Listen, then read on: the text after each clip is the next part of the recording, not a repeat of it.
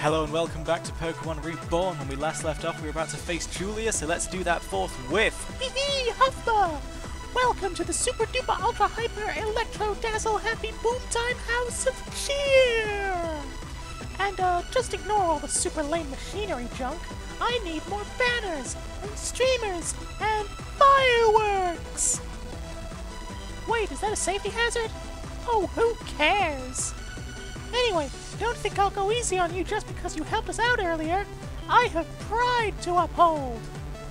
As former captain cheerleader, the Onyx Trainer's school's honor depends on me. OTS, we represent, we pack a punch and don't relent. But alright, I'm wired, so let's fight! There we go. The incredibly chirpy, if not homicidal, Julia is to be our first opponent in gym leader terms. Not the first of 8, but apparently the first of 18. Lord knows how long this game's going to be. And as you can see, it's going to be something of an uphill struggle for us because, well, the type matchups just, they don't do me any favours. However, Wesley did decently well. He nearly took out one. And I believe Ratty Boy is going to come in now, and of course Ratty Boy can swoop in there with the quick attack, and then it'll be an even 1-for-1. Oh darn. Pardon me. Now that wasn't me being playful with you, I forgot she did that, so let's see if Ratty Boy can bring it home. He can, because there ain't no boy like Ratty Boy. There we go, now it's time for a Voltorb. Of course she'd have a Voltorb, though I don't mind, because Rollout, going with Rollout rather than Self-Destruct, well, Rollout is very, very weak, at least initially. And of course, I got in a quick attack there, so they couldn't get in the third Rollout, which is when Rollout starts to really become quite powerful. Unfortunately, Voltorb was playing games with me. I assumed it was going to be another Rollout fest, but nope, straight in there with the Sonic Boom. That is Ratty Boy out of commission. Lord knows why she even bothers to use Rollout if she has Sonic Boom, because that will 2-hit or 3-hit most of my Pokemon, if not all of them. So I figured that now is the perfect time to get Warrior in, so long as we're working with Pokemon that aren't using electric attacks. Warrior may well stand a chance. Of course, this third Rollout is going to be too powerful. But oh ho ho, it is not accurate enough. Warrior gets the win. Looks like after the big struggle with the Team Meteor babies, I might actually be in with a chance to win this after all. Poor old Warrior, he fought bravely. No one can be expected to deal with Emolga when they're on such low health. Emolgas are evil. But in Black and White, there was one gym leader who was particularly difficult purely because they had 2 Emolgas. I'm weighing my options carefully. It's obvious the Emolga's going to have an electric attack. Unfortunately, my bite is not quite as deadly as Charge Beam, so whoops, that's the end of Ingrid, and now this gym battle is starting to look a little bit more impossible again. I was starting to get confident after Warrior did so well, but now that Emolga's powering up, we're not going to have a good time. A powered up Emolga is just not something that bears thinking about. Luckily, she decided to go with quick attack for some strange reason, which means that Betty can get in there with her furious claws. Unfortunately, now has become paralyzed for some reason. Presumably, Emolga has the static ability, but Betty's not going to let paralysis stop her. That Fury swiped, man, it was really good. Emolga has gone down, which I believe now means that Julia has 2 Pokemon left, by my count. One of them is Blitzle. Now I happen to know that Blitzle is quite feeble defensively. Very fast and quite strong, but if we can get her down quickly, which we cannot, Betty is having a nap, and it's all down to Edible Fred.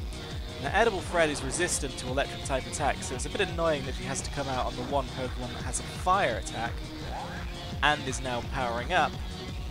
Now, here's where I made a big mistake. It would seem that Sleep just doesn't work in this electric field. Obviously, I don't know what all the fields do yet.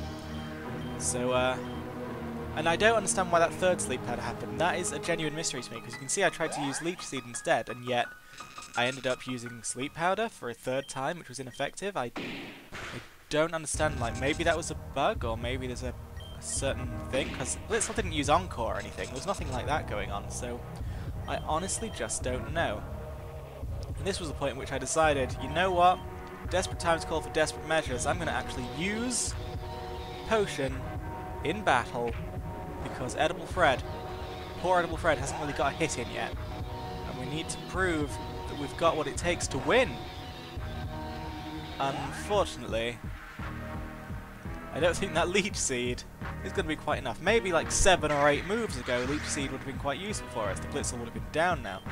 But sadly, quite sadly, we just don't want to have what it takes to beat Julia. So, I'm going to go off training for an hour, not to overlevel my Pokemon, but rather to change my team. I think I have an idea. Something that might help us quite a lot in the coming battle. So, I'm going to res my Pokemon, and then I'm going to get my game face on and go on and train. See you in just a moment.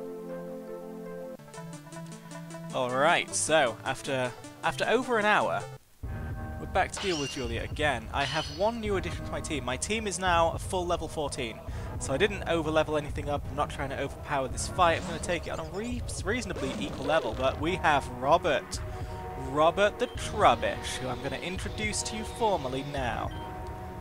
As you can see, he's a lovely docile Trubbish, and also I figured out how you can see IVs and EVs. So look, if you press a button here, you get to see the EVs, then slash IVs. As you can see, poor old Trubbish has perfect speed IVs, but pretty low IVs and everything else.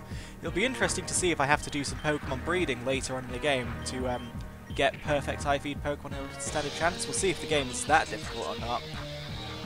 But for now, I've decided that we're going to start off with Trubbish, and we're going to lay down the Toxic Spikes, thus giving Toxic Poison to every single Pokemon, except for Emolga, who switches in.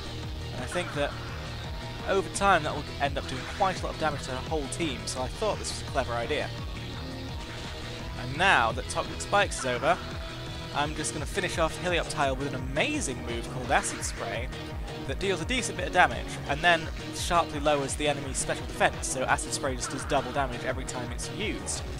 Unfortunately, Helioptile would be down and out by now had I not been paralyzed like 3 times in a row, so unfortunately, due to absolutely rotten luck, Robert is down before he could really do that much, and Helioptile is just powering up. So I've decided we'll get Edible Fred in now while we're facing an opponent who can only do electric attacks. As you can see, Thundershock, even a powered up one, doesn't do that much to Edible Fred. So I decided that Vine Whip is the way to go, but it seems that the AI in this game is pretty clever, because in the canon Pokemon games, the enemy only uses a potion when the Pokemon is on low health. So if, like, you get a Pokemon down to middle health and then deal an attack that deals more than half the damage, it's going down. It looks like Julia was clever enough to know that Helioptile would be going down despite still having over 2/3 of its health, and so she helped it out, and now it looks like this darn Helioptile is going to get two of my people. And this battle somehow is looking even more dire than the one before, when I didn't have a game plan. So maybe I'm the worst Pokemon strategist of all time, or maybe that was just absolutely rotten luck on my part with Robert the Trubbish, who, had he not been paralysed 3 turns in a row, would have finished off Helioptile on their own. This battle will be looking a whole lot different right now, but we cannot lament what might have been. We can only carry on with what is. And luckily, it looks like Lady Luck is throwing me a bone here, because that Voltorb went down after doing basically nothing. There we go, you can see that every Pokemon is being poisoned by the Toxic Spikes, and it's badly poisoned, not just poisoned, which means that the poison damage deals more and more damage every turn. So let's look, yeah, see, that dealt twice as much, and then it'll deal twice as much next turn, and then twice as much next turn. Toxic Poison is one which really adds up over time. So my thinking was that even if, like, some Pokemon, like Emolga, are able to stay alive for a long time due to my Pokemon being chain paralyzed or something, then the poison finish him off. Now, when I said like Emolga, that was a bad example, because Emolga is literally the one Pokemon who won't be poisoned by the toxic spikes. However, everyone after that, well... I'm thinking hard here. Obviously, Wesley and Ingrid, I do not want them to have to face Emolga because she has electric moves, but then so does every other Pokemon in Julia's team. So really, I just... Ingrid and... blanking on the names of my own Pokemon because I'm a horrible trainer. Ingrid and... who's my other flying type? Wesley. There we go. Ingrid and Wesley. They are just not going to have a good time in this gym, but I can't think of anything to replace them with. The obvious answer is, you know, Pokemon that don't fly, but... I don't know. I don't think I have any. I mean, Kricketot. I think Cricketot's a flying type. No, Cricketot's not a flying type, but what Kricketot is terrible battler, so I don't think we're going to get Cricketune in here. I don't really have anyone else. And I've done quite a lot of... obviously I've done a lot of off-screen grinding, which means I've been around the grass patches, so if there were any other wild Pokemon for me to find, I'd have found them by now. Now that Teddy Ursa would have been amazing. Sadly, I didn't have the Pokesnack at the time, and I now cannot find that Teddy Ursa again. I think it's just gone forever now. I think, by the looks of what I've been reading about this game, I haven't spoiled myself for anything, but I've read about, you know, some mechanics and whatnot. What I've been reading suggests that wild Pokemon are reasonably hard to come by, as the game would suggest. Don't go boom, don't go boom, don't go boom. So there we go, I'm down to the final Electrode, and I still have 2 and a bit Pokemon left. I might just do it, especially if my guys can survive long enough just for the Electrode to get poisoned. That would be amazing. Betty's done all she can. To be honest, Betty was amazing in that battle, so 3 cheers for Betty. Unfortunately, my 2 flying types, I don't know if they can last long enough for Electrode to go down. We'll see what happens. Anyway, as I was saying, yes, there are a handful of wild Pokemon that you can get, but most of the, like, capturable 721 Pokemon in this game are, like, one-time only deals. So I think that Teddy Ursa was a one-time only deal that I wasn't actually prepared for. And now, this battle is all down to Ingrid versus Electrode. Fortunately, Ingrid doesn't have Roost. If I had Roost, then I could get rid of that pesky weakness to electricity, but it looks like Electrode has only really got another turn or 2 in them. Unfortunately, Ingrid has even less than that. And so I have literally just lost twice in a row to Julia. This is the first gym leader of the whole game, and I have now lost twice. The second time being after over an hour of grinding and thinking on my strategy, so I'm definitely going to have to learn a lot about Pokemon battling if I'm to get anywhere in this game. But mark my words, the next video, Julia is going down. Thank you very much for watching, and I'll see you later.